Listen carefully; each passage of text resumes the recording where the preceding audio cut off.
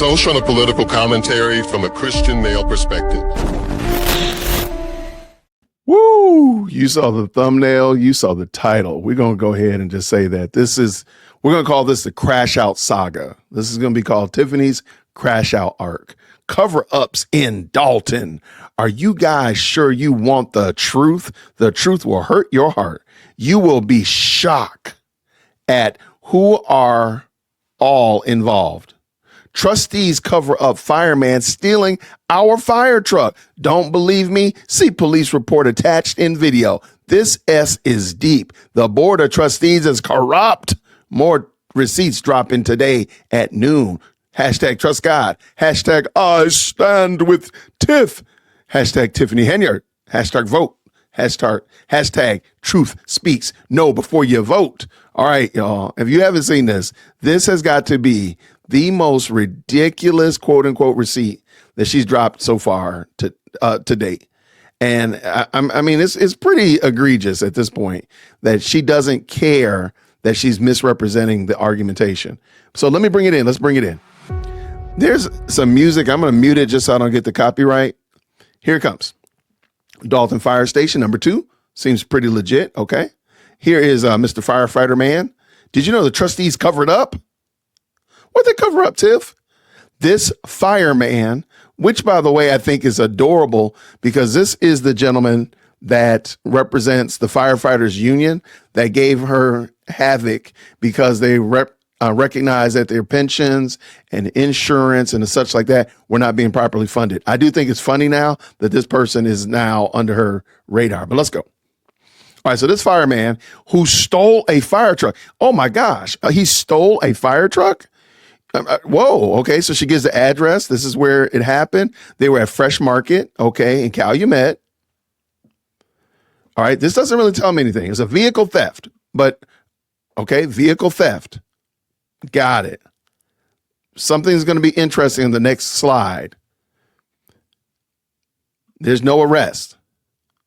Okay, so you got to start asking yourself, well, was there really a theft if there wasn't an arrest? And if there was a theft, why did the police not arrest the person? So how did the trustees become the ones that are guilty? Jason House doesn't go out there and hook people up. Kiana Belcher isn't out there reading memorandas. So if there was a crime, why did the police not do it? It seems like they would be the ones guilty if there was a problem, right? Watch this. Why no arrests? Okay, that's a valid question. We want to know that too, Tiff. But here's the narrative. Wait till you read the narrative. Here it comes. And I was really confused initially. So we got a complainant, that's Lance Bergen. We got the victim, the fire department. Notice the next thing, recovered a red fire truck. What is that? The vehicle was a red fire truck and the initiated call was at 8:48, I guess, in the morning on May 8th. It was recovered. So it wasn't salvaged. It wasn't crashed or wrecked or anything like that. It was recovered. So you got to wonder and ask yourself, and this was all in the same day. Did you all maybe misplace the fire truck? That's craziness. Watch this. Wait till we read the narrative. Ooh, recovered fire truck. Ooh, spooky, scary. Let me read this narrative to you. On May 8th, at approximately 8:48, I, Officer Berg, met with Dalton fireman Lance Bergen at 1968 Sibley in reference to their fire truck being stolen. Okay. They thought the fire truck was stolen. They call the police. That's a valid thing. Like you need this vehicle. Got you. When I arrived on the scene, the truck was parked facing south on the west side of the location. Stop for a second. The truck was there when the police officer got there. There was no stolen vehicle. It was already there. When I arrived on scene, the truck was parked facing south on the west side of the location. The truck was there. Let us continue. Bergen related that they parked the fire truck at this location and went inside to buy food. My firefighters near me do this all the time. They park outside Publix. They park usually in the back of the lot. They bring the fire truck. They go grocery shopping. Okay. Normal thing. But let's continue. When the came outside, the vehicle was missing and they called the police. That's what most of us would do. After calling the police, they located the vehicle in the northwest corner of the parking lot behind a semi-truck.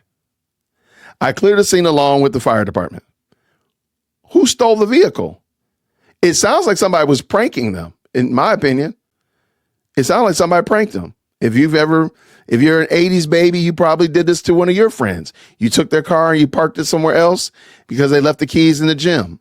Or you moved their car somewhere else because you caught them in class sleeping. Whatever like that. We've all done this before.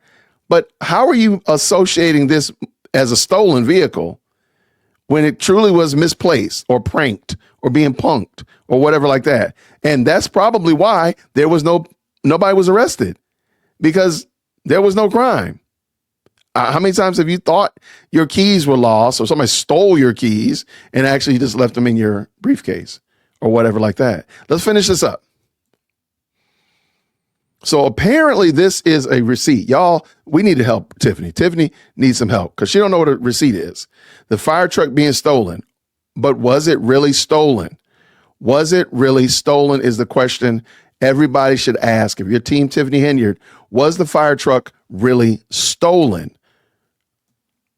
And I don't see anything in this receipt that says the fire truck was stolen. Now, of course, she's going to roll out and say she's going to drop some receipts later on or part 2 of this. But was the receipt, was the fire truck stolen?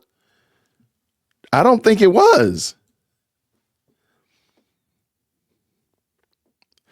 But even more than that, if the fire truck was stolen, why is that therefore don't elect Jason House? How did the trustees cover this up? They promised, look at this. The trustees promised contracts to those that would support them. Where's your evidence for that?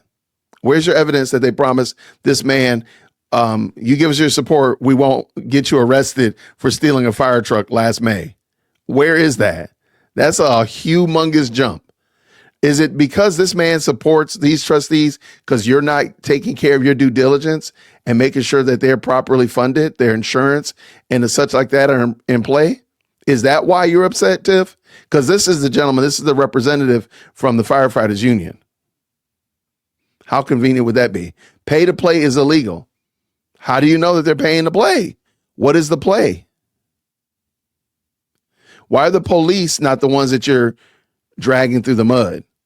Why are the police not the ones if there should have been an arrest? Why are you not dragging the Calumet police?